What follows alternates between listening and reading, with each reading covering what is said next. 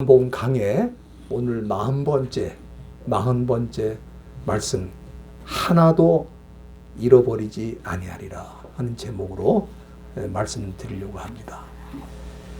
지난주에 저희들은 참떡, 생명의 떡에 관한 말씀을 우리가 묵상을 했습니다. 예수님께서 말씀하시기를 내가 곧 생명의 떡이라고 하시면서 이 떡을 먹는 자는 결코 줄이지 않고 영원히 목마르지 않는다.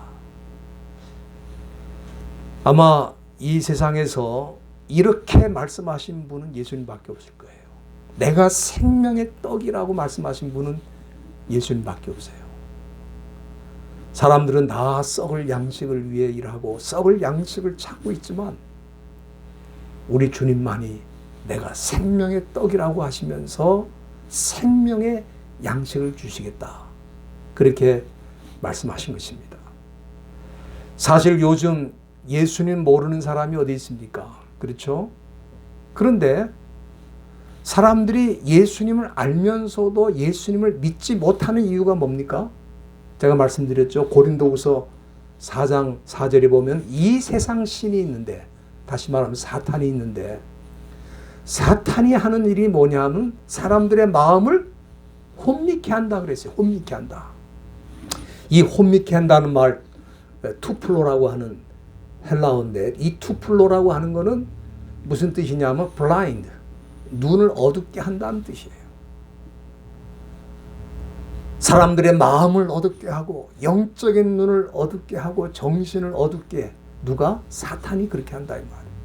그래서 유대인들이 예수님을 눈앞에 보고도, 예수님이 행하시는 그 놀라운 이적을 보고도, 예수님의 하시는 말씀을 직접 귀로 듣고도 그 말씀을 믿지 못하고 예수를 믿지 못하는 이유가 뭡니까? 사탄이 그 마음을 혼미케, 블라인드, 영적으로 어둡게 하니까 말씀을 듣고도 믿지 못한다 이 말이에요. 그러면은 사탄이 이렇게 방해 공작을 하기 때문에 이 세상에는 예수를 믿을 사람이 아무도 없는 겁니까? 사탄이 이렇게 사람들의 눈을 어둡게 하니까 예수 믿을 사람이 없냐 이 말이에요. 그게 아니죠. 우리가 지난주 37절 말씀을 봤습니다마는 아버지께서 내게 주시는 자가 있다고 그랬어요. 우리 하나님 아버지께서 예수님에게로 보내는 자가 있다고 그랬어요. 그들은 다 내게로 올 것이라 그랬습니다. 내게로 올 것이다.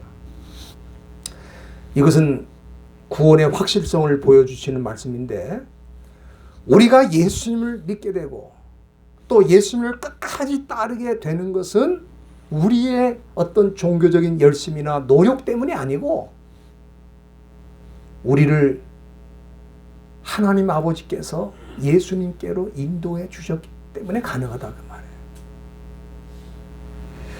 그래서 우리 기독교는 일반 종교와 본질이 다른 것입니다.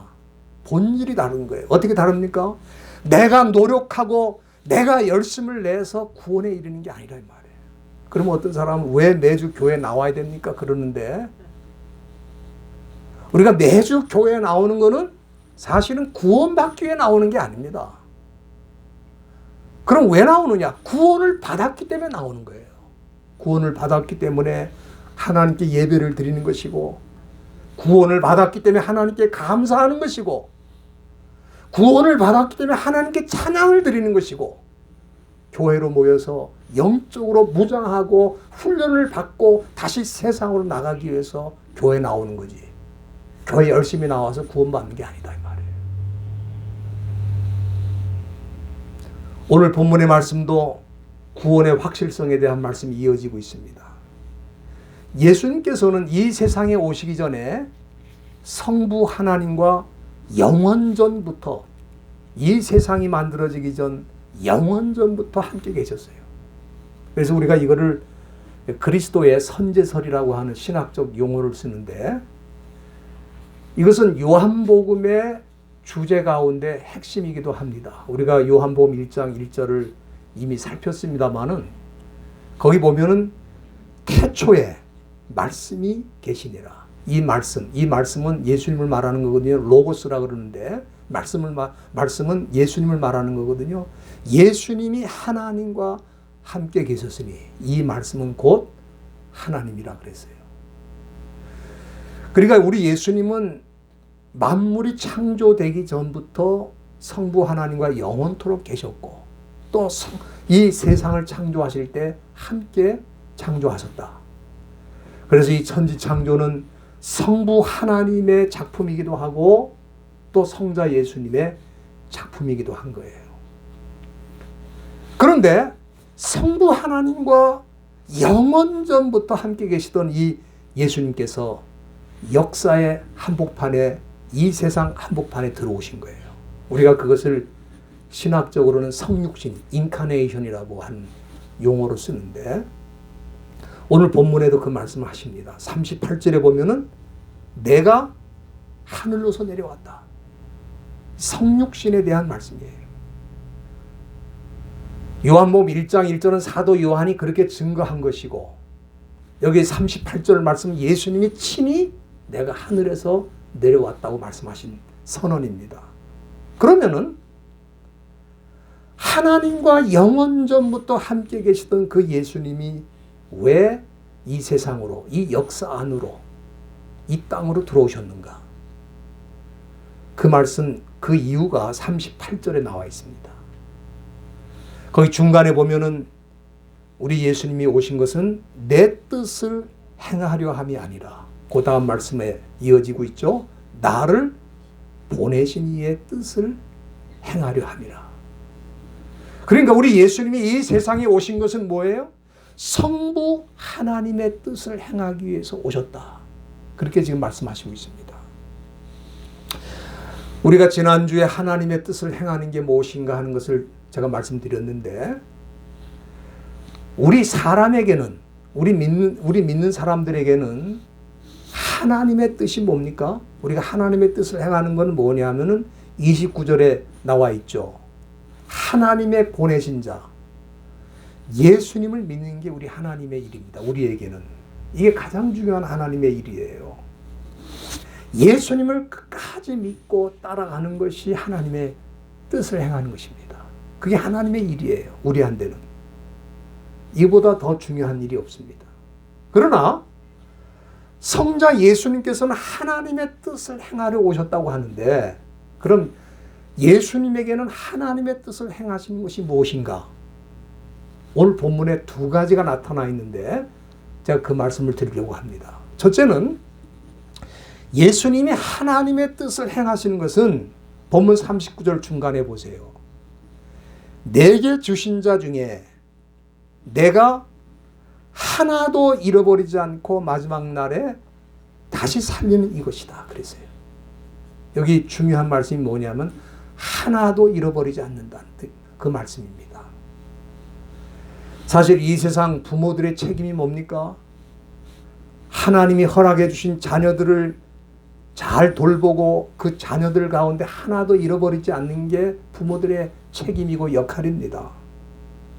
그러나 우리나라에도 6.25 때 전쟁이 일어나면서 피난을 떠나는데 그 피난을 떠나다가 부모를 잃어버리고 또 부모는 자녀를 잃어버려가지고 전쟁 고아가 된 사람들이 참 많습니다. 지금 우크라이나에도 전쟁 고아가 많을 거예요. 부모가 잃어버리기를 원하지 않았지만 인간은 이처럼 한계가 있는 거예요. 이런 전쟁에 통해 또 자연재해로 뜻하지 않게 자녀들을 잃어버리는 경우가 많습니다. 우리 한국에서는 아이들을 데리고 어디 플레이그라운드에 유원지에 놀러 갔다가 그만 깜빡하는 사이에 자녀가 어디 가버려가지고 잃어버려서 고아가 돼가지고 결과적으로는 미국에 입양이 돼가지고 나중에 성인이 된 다음에 부모 찾아 산만리 한국 땅까지 와서 자기 부모가 누군지를 찾아보겠다고 애를 쓰는 그런 사람들도 많이 있습니다. 이처럼 우리 부모는 인간이기 때문에 한계가 있어요. 다 돌보고 하나도 잃어버리지를 않기를 원하지만 잃어버릴 수 있다 이 말이에요. 여러 가지 요인으로 인해서. 그러나 예수님 뭐라 그랬어요?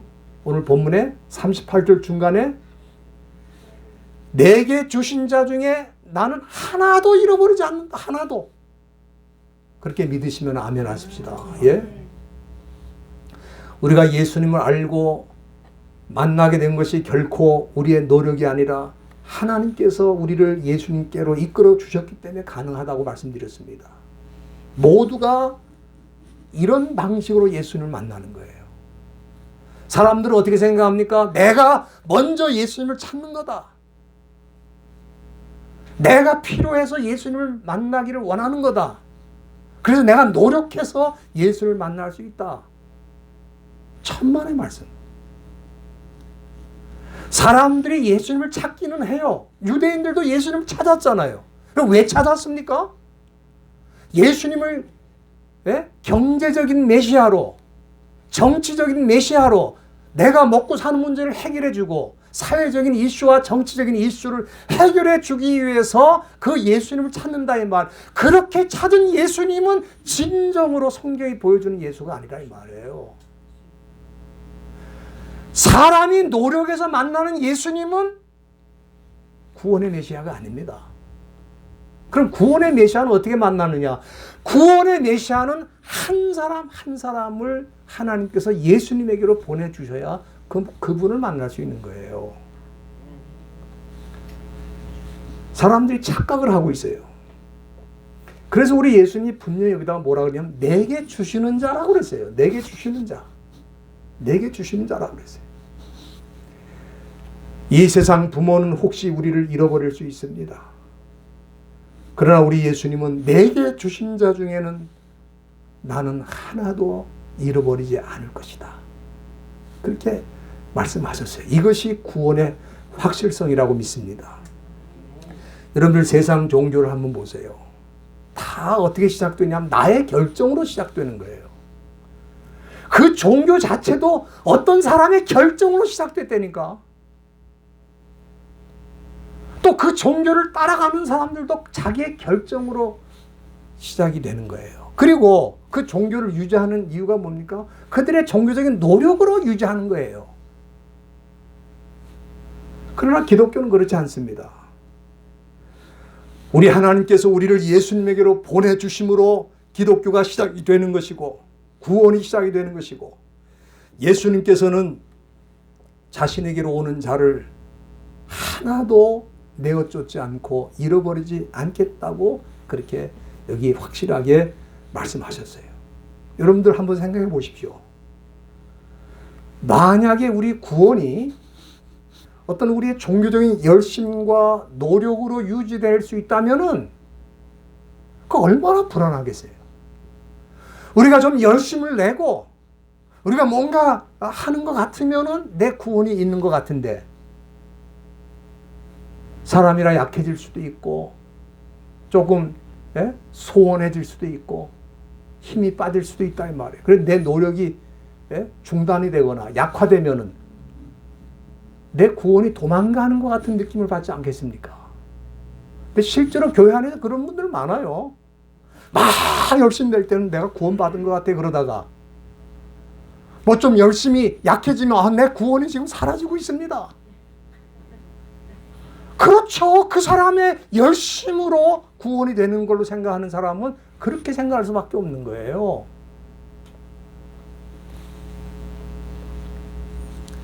여러분 우리는 약하고 쓰러질 때가 있어요. 그러나 우리 예수님은 나에게로 보내주신 자는 하나도 잃어버리지 않겠다고 그랬다 이 말이에요.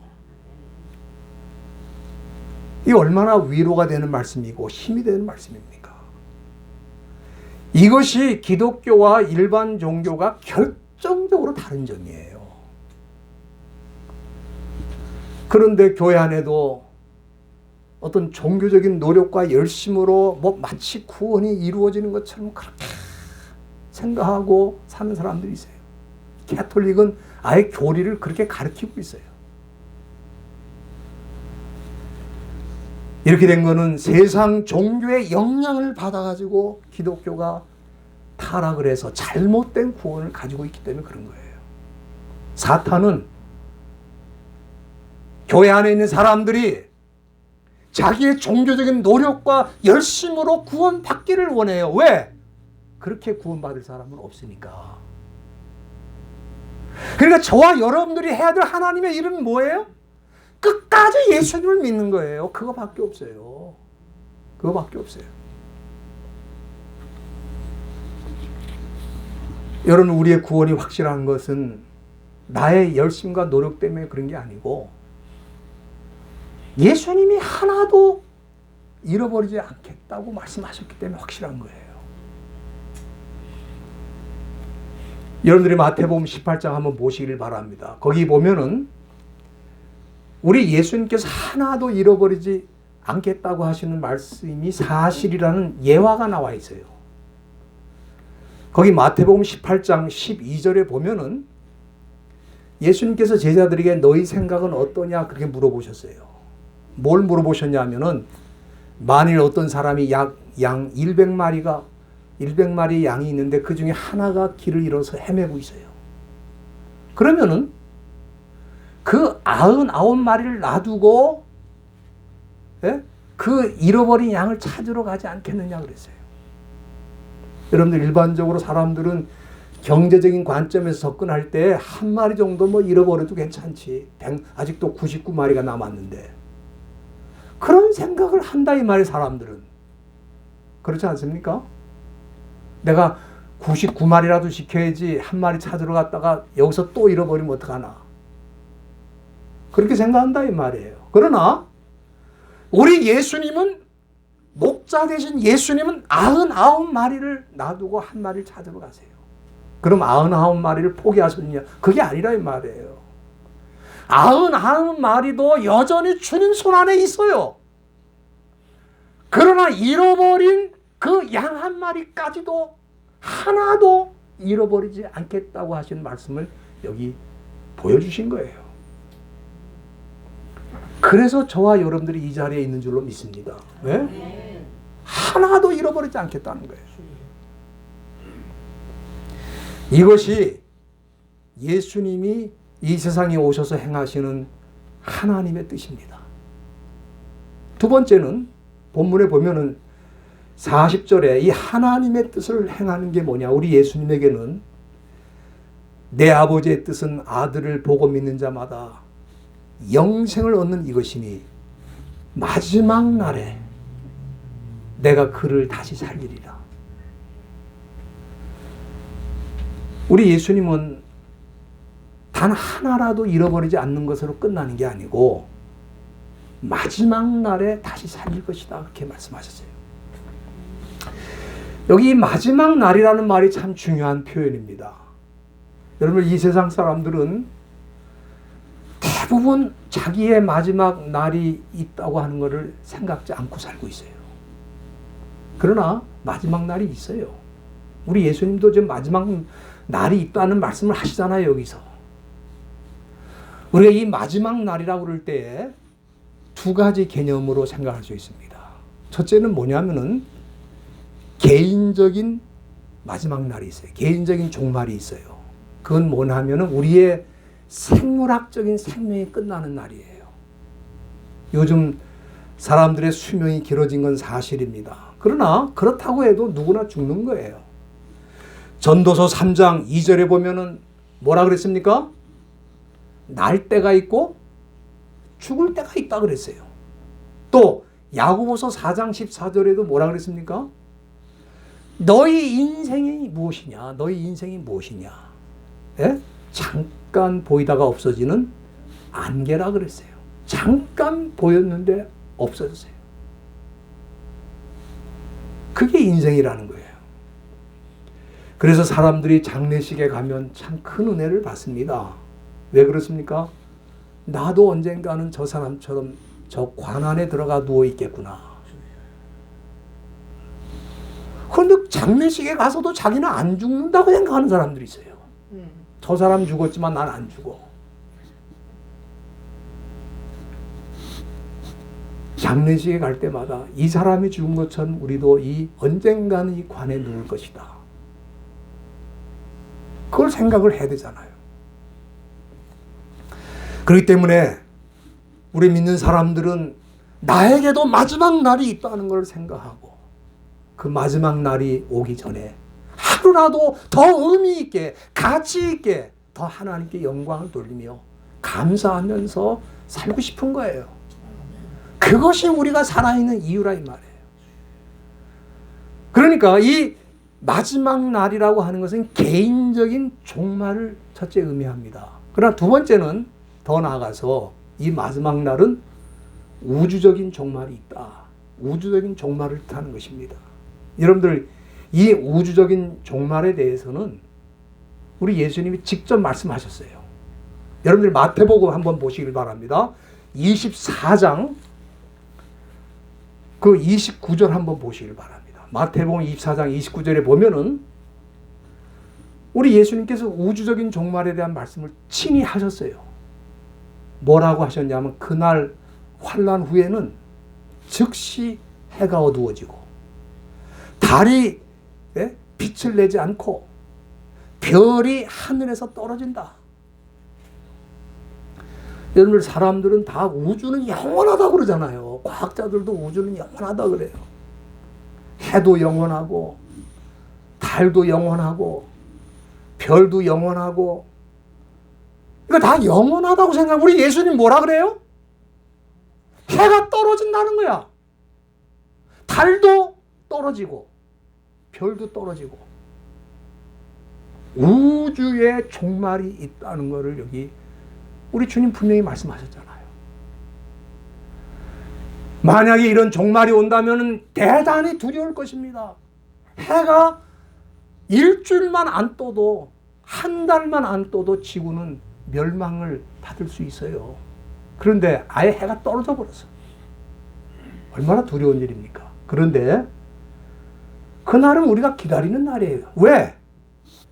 여러분들이 마태복음 24장 30절에 보면은 그날 우주적인 종말이 이루어지는 그날에 인자가 구름을 타고 능력과 큰 영광으로 올 것이다. 그렇게 말씀하셨어요.